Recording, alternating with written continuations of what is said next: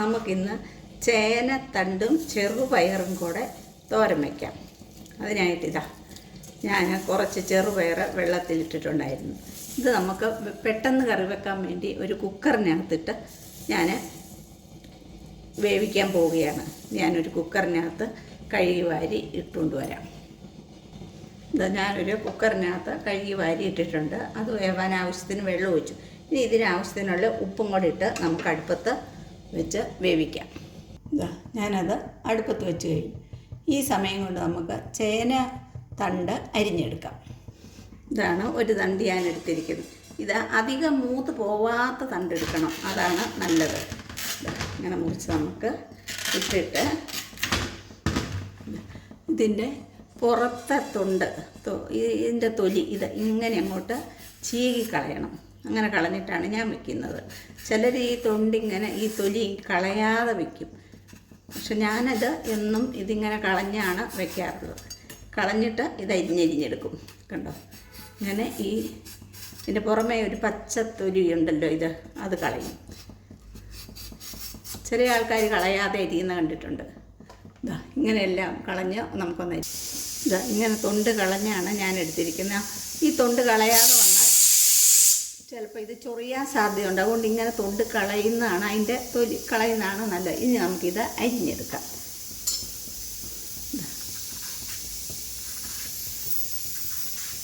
ചെറുതായിട്ട് നമുക്ക് കുരുകുരാന്നരിഞ്ഞെടുക്കാം.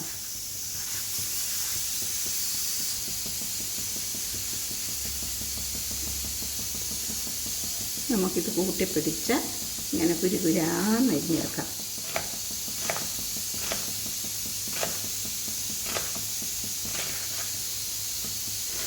മൊത്തം ഇങ്ങനെ ഞാനൊന്ന് അരിഞ്ഞെടുത്തുകൊണ്ട് വരാം.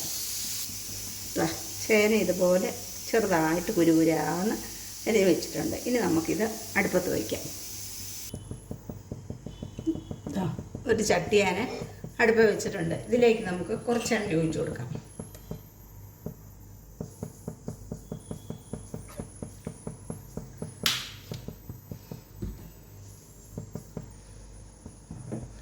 എണ്ണ ചൂടായിട്ടുണ്ട്. നമുക്ക് ഒരു സ്പൂൺ കടുക് ഇട്ട് കൊടുക്കാം. കടുക് പൊട്ടട്ടെ.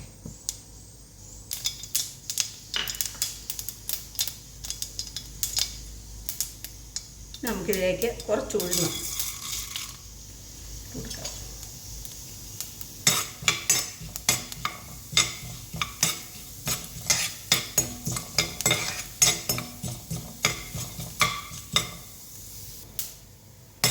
ഉഴുന്നൊന്ന് ചുവന്ന് വന്നു കഴിഞ്ഞാൽ കുറച്ച് പച്ചമുളക്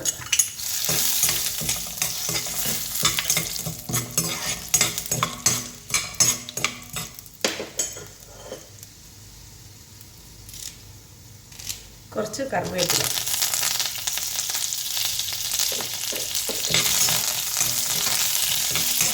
കുറച്ച് ചുവന്നുള്ളി,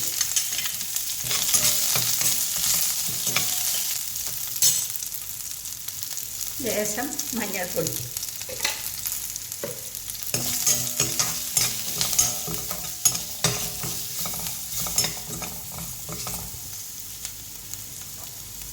ഇതിലേക്ക് നമ്മൾ അരിഞ്ഞു വെച്ചിരിക്കുന്ന ചേന ഇട്ട് കൊടുക്കുകയാണ്.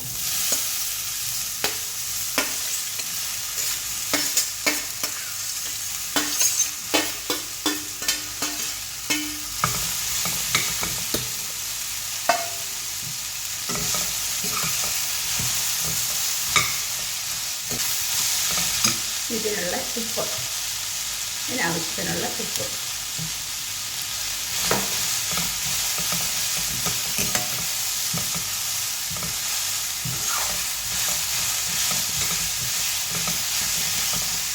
ഇനി ഈ ആവിയിൽ ഒന്ന് വേവട്ടെ. ഇങ്ങനെ ഒന്ന് കൊത്തി വെക്കാം. നമുക്കൊന്ന് മൂടി വയ്ക്കാം. വേവട്ടെ. അതിനുള്ള അരപ്പിനുള്ളതാണ് തേങ്ങയും ഉള്ളി, ശകലം കുറച്ച് അര സ്പൂൺ ജീരകം, പച്ചമുളക്, ഇത്തിരി കരുവേപ്പില, ഇത്രയും നമുക്കൊന്ന് ഒതുക്കിയെടുക്കണം. നമുക്ക് മൂട തുറന്ന് നോക്കാം. ചേനത്തണ്ട് വെള്ളമെല്ലാം വറ്റിയിട്ട് പാകത്തിന് വെന്തിരിപ്പുണ്ട്. കണ്ടോ? ഇനി നമുക്ക് എന്ത് ചെയ്യണമെന്ന് വെച്ചാൽ ഇതിൻ്റെ നടുക്കുന്ന സൈഡിലേക്കെല്ലാം മാറ്റി വെച്ചിട്ട് നമ്മൾ വേവിച്ച് വെച്ചിരിക്കുന്ന പയർ ഇത് പാകത്തിന് പയർ വേവിച്ച് ഞാൻ വെച്ചിട്ടുണ്ടായിരുന്നു. ആ പയറും കൂടെ നമുക്ക് ഇട്ട് കൊടുത്തിട്ട് എല്ലാം കൂടെ ഒന്ന് ഇളക്കി യോജിപ്പിക്കാം.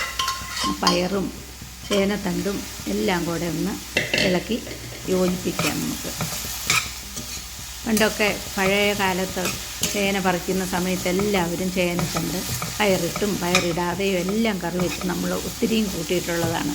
ഇപ്പോഴാണ് പിള്ളേർക്ക് ഇതൊന്നും വേണ്ടാത്തത്. ഇനി അതിൻ്റെ സൈഡിലോട്ട് മാറ്റി വെച്ചിട്ട് തേങ്ങ ഞാൻ ഒതുക്കി വെച്ചിരുന്നു. ആ തേങ്ങയും കൂടി ഇട്ട് വെച്ചിട്ട് നമുക്കിതെല്ലാം കൂടി ഒന്ന് കൂട്ടി വെക്കാം. കൂട്ടി വെച്ചിട്ട് 1 മിനിറ്റ് ഒന്ന് മൂടി വെക്കണം. എന്താണെന്ന് വെച്ചാൽ ആ തേങ്ങയുടെ നമ്മൾ പച്ചമുളക് ഉള്ളിയെല്ലാം കൂടെ ചതച്ചെടുത്ത് വെച്ചതല്ലേ, അതിൻ്റെ പച്ചമണം ഒന്ന് മാറി വരുന്നവരെ അതിന് വേണ്ടി നമുക്ക് 1 മിനിറ്റ് ഒന്ന് മൂടി വെക്കാം. നമുക്ക് 1 മിനിറ്റിന് ശേഷം ഇതാ തുറന്നു നോക്കി. അപ്പോൾ നല്ലൊരു സ്മെല്ലാണ് ആ തുറന്നപ്പോൾ ഇങ്ങനെ വരുന്നത്. എന്താണെന്ന് ചോദിച്ചാൽ നല്ല സുന്ദരമായ കറിയാണിത്. ഇങ്ങനെ വെക്കുന്നത് നല്ല കറിയാണെങ്കിലാണ് നമ്മൾ ഒരു കറി വെക്കുമ്പോൾ അത് നല്ലതാണോ എന്നറിയുന്നത് അതിൻ്റെ ആ സ്മെല്ലിൽ നിന്നാണ്. അതുപോലെ നല്ല സുന്ദരമായ ഒരു തോരനാണിത്. കണ്ടോ, ചേന തണ്ടും ചെറുപയറും കണ്ടോ, സുന്ദരം തോരന്. നിങ്ങൾ ഈ വീഡിയോ കണ്ടിട്ട് ലൈക്ക് ചെയ്യാനും ഷെയർ ചെയ്യാനും സബ്സ്ക്രൈബ് ചെയ്യാനും എന്നെ സപ്പോർട്ട് ചെയ്യാനും ഒന്നും മടിക്കരുത്. എൻ്റെ വീഡിയോ കാണുന്ന എല്ലാവർക്കും നമസ്കാരം. പുതിയ വീഡിയോ ആയിട്ട് നമുക്ക് വീണ്ടും കാണാം. Thank you.